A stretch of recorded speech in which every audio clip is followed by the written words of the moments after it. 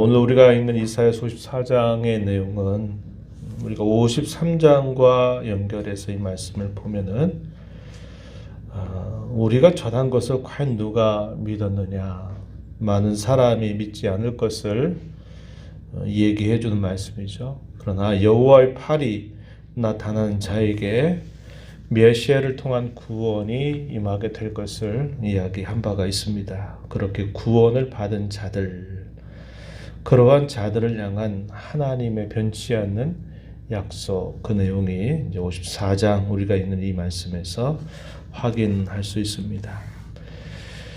오늘날 교회라고 부르는 하나님의 백성들, 하나님의 자녀들에게 하나님께서 그들에게 장차 어떠한 일들을 이루어 주실 것인가 하는 것을 약속하는 말씀이 주어집니다. 바벨론의 포로 생활로 인하여 공고함과 어려움을 겪는 자기 백성들에게 하나님께서 회복을 약속하시는 내용이 주어지고 있다 한 것입니다.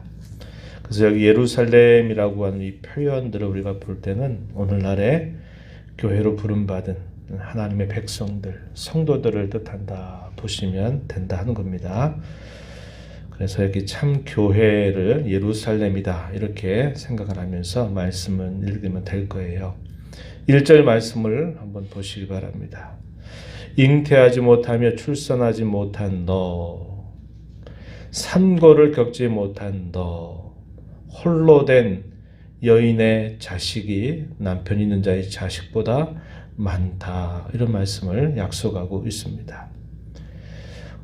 과거로부터 오늘날에 이르기까지 자식이 없는 일은 참 안타까운 일이 되죠. 자식을 낳지 못하는 여인에게 어떠한 약속을 주고 있는 것입니까? 노래하라, 노래하라 이렇게 말해요. 그렇게 말씀하는 이유는 홀로 된 여인의 자식이 남편이 있는 자의 자식보다 많게 하실 것이기 때문이다, 이렇게 말합니다.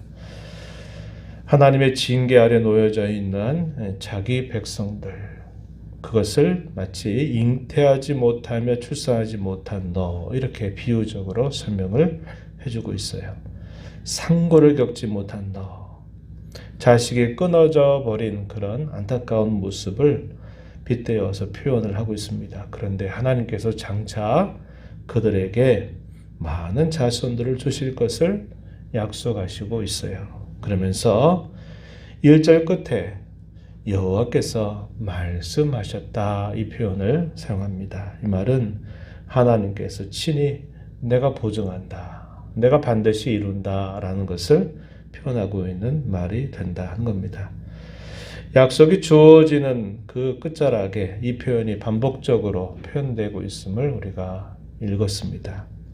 여호와께서 말씀하셨다, 이 말은 여호와께서 말씀한 대로 반드시 이루신다라는 것을 보증하는 그런 표현이 된다 하는 겁니다.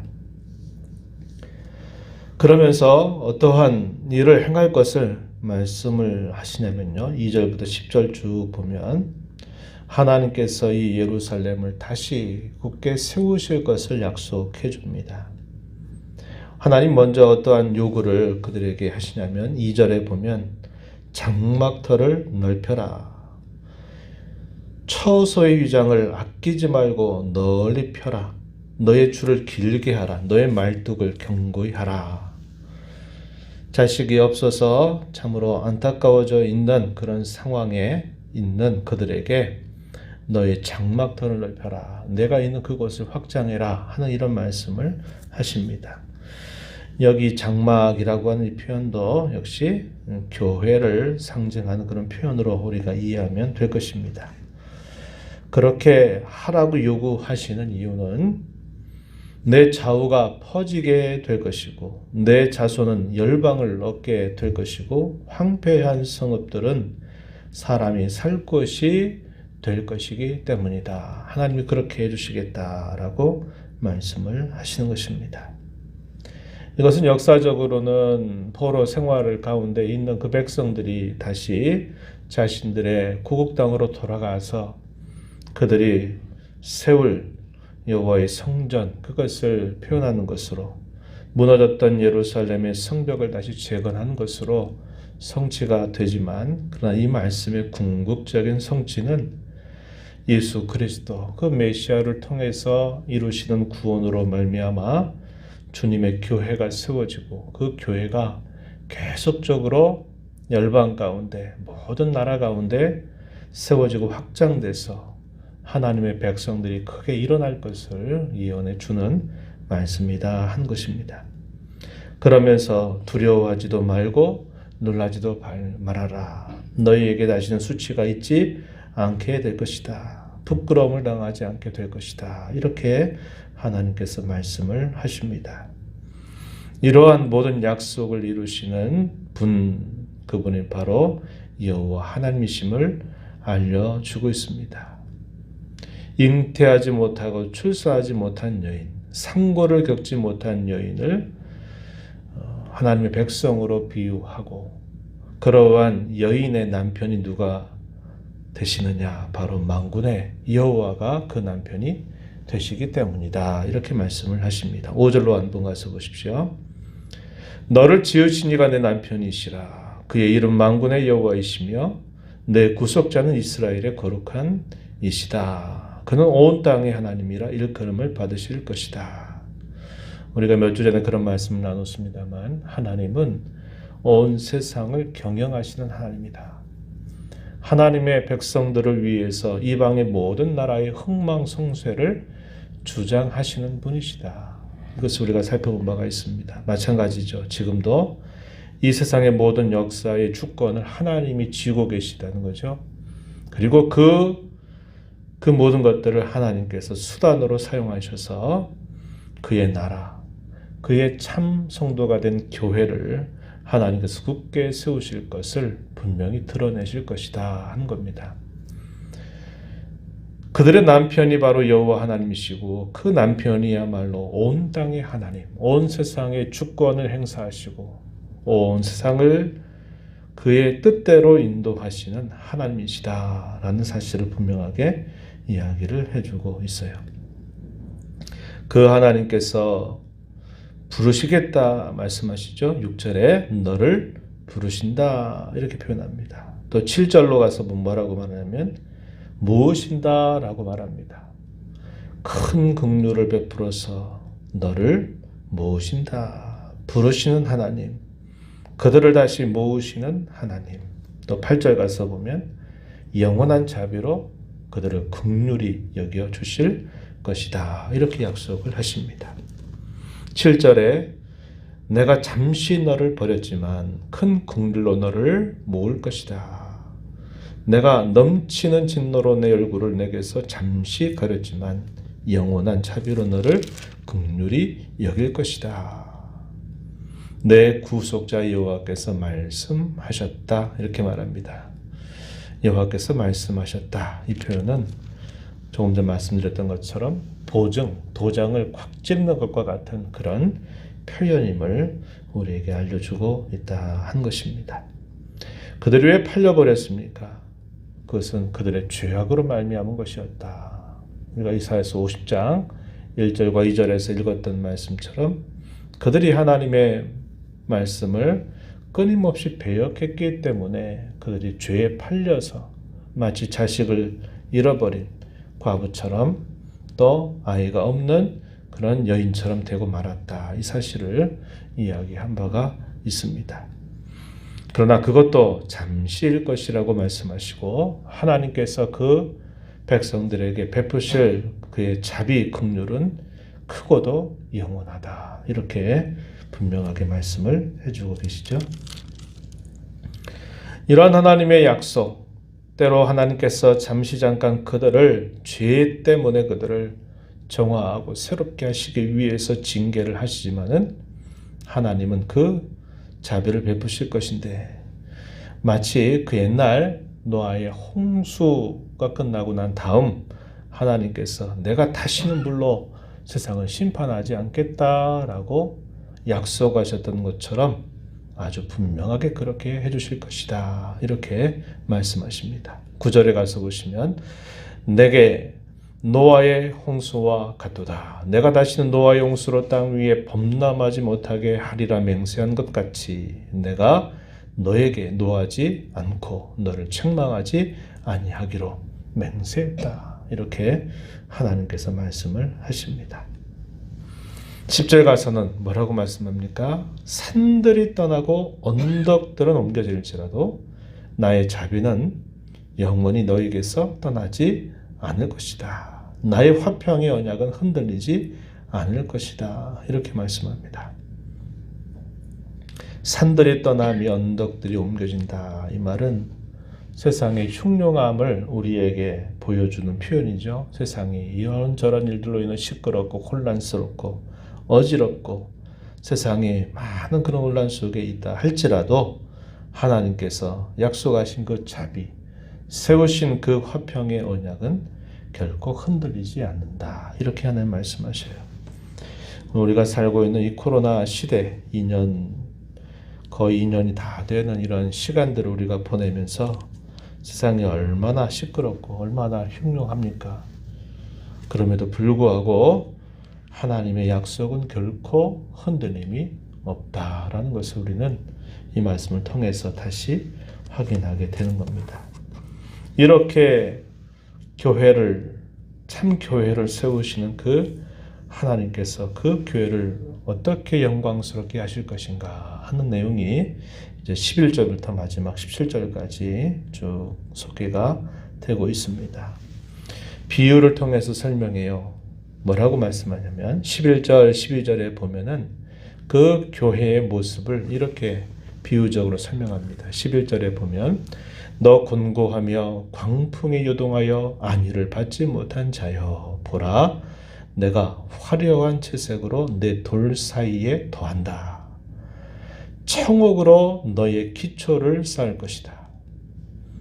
성벽을 짓되 홍보석으로 내 성벽을 지을 것이고 성문을 만들 때 석류석으로 만들 것이고 너의 지경을 다 보석으로 꾸밀 것이다.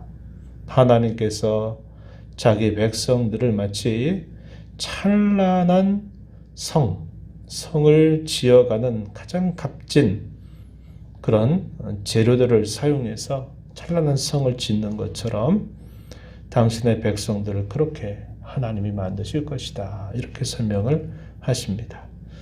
외형적인 면모를 그렇게 찬란하게 만든다 하는 것을 예언한 말씀이라면 13절 말씀은 내면적인 모습을 이야기해 주세요. 내면적인 모습. 내 모든 자녀는 여호와의 교훈을 받을 것이다. 내 자녀에게는 큰 평안이 있게 될 것이다. 너는 의로, 공의라는 말보다는 의로 이해하는 게 더 좋습니다. 너는 의로 살 것이고 학대가 내게서 멀어질 것인즉 내가 두려워하지 아니할 것이고 공포가 내게 가까이 하지 못할 것이다. 15절부터 17절 내용에서는 승리를 약속하고 있어요. 15절에 보면 분쟁을 일으킬지라도 나로 말미암지 아니한 것이니 누구든지 너와 분쟁을 일으키는 자. 이 말은 대적들이 말하는 거죠. 대적들이 그렇게 할지라도 결과적으로는 15절 끝에 보면 너로 말미암아 패망하게 될 것이다. 16절에 보면은 숯불을 불어서 자기가 쓸만한 연장을 제조하는 장인, 파괴하며 진멸하는 자도 하나님이 창조하셨다.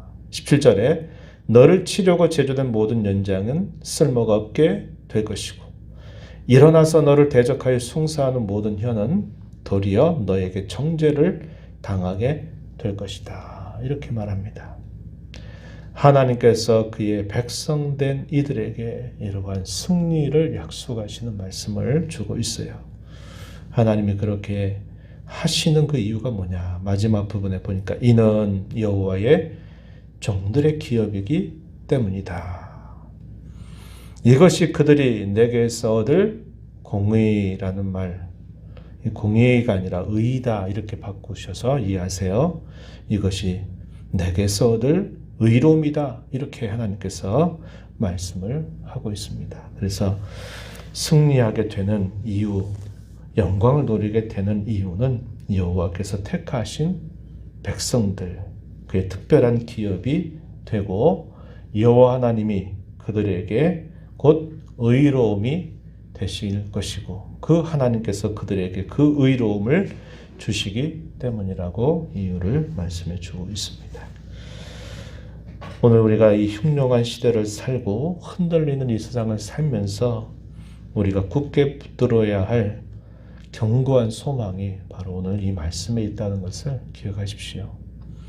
우리 하나님만이 우리의 진정한 남편이 되시고 우리의 진정한 보호자가 되시고 우리를 찬란하고 영광스럽게 해주실 분이시다라는 사실을 우리가 굳게 믿고 그리스도의 정결한 신부가 되는 일에 신부단장 잘하는 저와 여러분이 되도록 힘써 기도하고 나아가야 하겠고 주께서 우리를 이렇게 상황적으로 우리를 낮추시는 일을 하실 때 우리가 가장 취해야 될 올바른 자세는 겸비함입니다. 겸비함.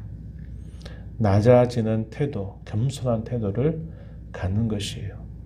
때가 되면 하나님이 그 겸비한 자들을 다시 높여주신다. 이렇게 말씀하십니다. 겸비한 태도를 갖는 거죠. 상황에 대해서 원망하고 불평하는 태도를 갖거나 남 탓을 하거나 그런 태도를 갖지 말고 하나님이 온 세상을 이 코로나라고 하는 걸 통해서 낮추셨어요. 상황적으로 낮추십니다. 그러나 상황적으로 낮춰졌다 그래서 모든 사람이 다 낮아지느냐? 그렇지 않아요. 어려움에 처하면 그 일 때문에 더 악을 행하고 더 범죄하고 더 하나님을 배워가는 일들이 더 많이 나타날 수 있어요. 하나님이 우리를 상황적으로 다 낮추실 때는 겸손한 태도를 가지고 그분을 더 의지하고 때를 기다리며 인내하고 내 믿음을 점검하고 나를 돌아보고 세우는 일에 집중하는 자세를 가져야 합니다. 그것이 하나님의 은혜를 힘입는 그런 진정한 지혜가 된다는 것을 저와 여러분 마음에 간직하고 우리의 교회와 이 나라, 이 민족, 우리의 가정이 이 어려운 때에 겸비해져서 하나님의 약속의 말씀을 붙들고 우리가 가야 할 걸음을 잘 전진해 나가는 그런 우리 모두가 되도록 위해서 기도하시고 힘써 주시기를 바랍니다. 하나님 아버지, 이 새벽을 깨워주셔서 오늘도 저희들의 걸음을 하나님께 인도해 주시고 오늘도 말씀을 들으면서 저희들은 연약하고 늘 흔들리고 허물 많고 부족함이 많은 자들이지만 저희들을 사랑하신 하나님의 그 국률과 자비와 은혜와 사랑이 얼마나 큰지를 또다시 말씀을 통해서 듣게 하심을 감사드립니다. 하나님께서 자기 백성들 그들의 죄악으로 인하여 그들을 낮추시는 자리로 이끄셨을 때 그것이 끝이 아님을 분명히 말씀하시고 우리 하나님이 그들의 구속자가 되며 그들의 진정한 남편이 되며 온 세상을 경영하시는 분이심을 분명하게 말씀하시면서 그 백성들을 찬란하게 하시고 영광스럽게 하실 것을 약속해 주셨듯 오늘 이 흉흉한 세상을 살아가는 저희들에게도 이 견고한 말씀을 붙들고서 겸비한 자세를 가지고 나아가게 하시고 하나님의 때를 기다리며 저희의 걸음을 잘 되돌아보고 다져가는 시간들이 되도록 붙들어 주시옵소서. 너의 보좌 앞에 나와서 아버지의 은혜를 간절하게 구하는 모든 심령들의 간구를 기울여 주시고 응답해 주시기를 바라며 예수님 이름으로 기도하옵나이다. 아멘.